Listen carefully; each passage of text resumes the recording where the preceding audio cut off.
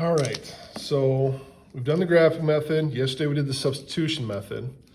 The substitution method required us to look for a variable that had a 1 in front of it. So like 8x, 5y, 3, 5, we don't have a 1. So we have to have another method that works just as good. So what we want you to do is look for the least common multiple of our coefficients.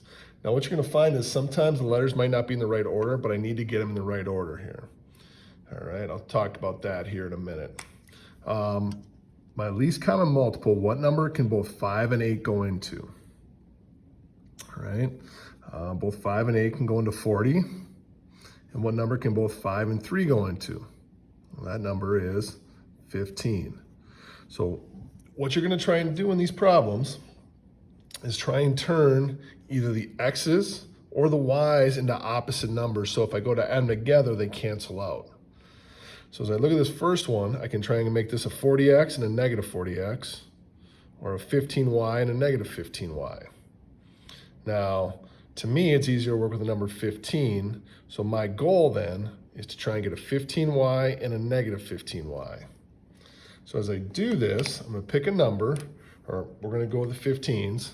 And if this one's already negative and this one's already positive, all right, I'm just gonna multiply them by positive numbers. That way they end up being opposite side. So what do I have to do to make 3 15? That's right, multiply it by 5.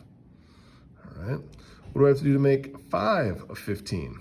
Well, multiply it by 3.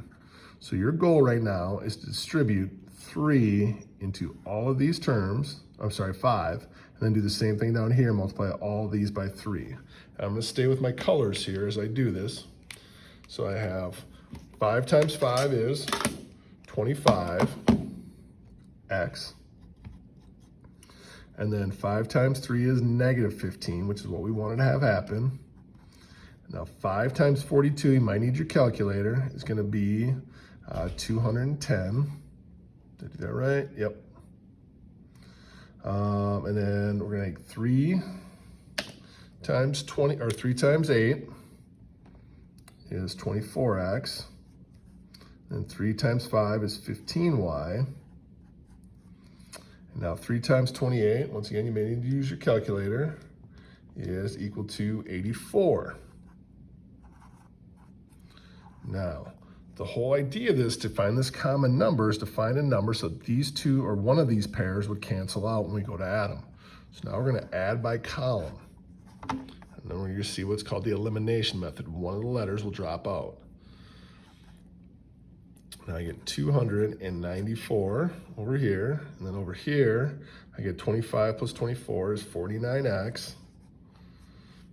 And now these cross out. Now all I have to do to get x by itself is divide by 49.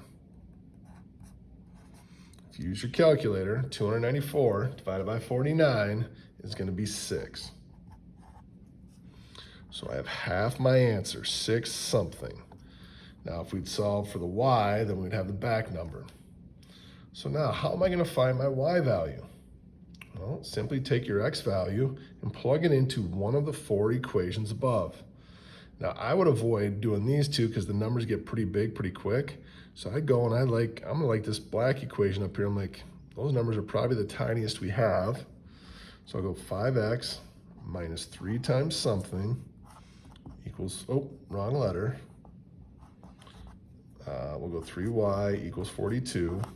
And in place of the x, we'll plug in the 6. So we'll go 5 times 6 minus 3y equals 42.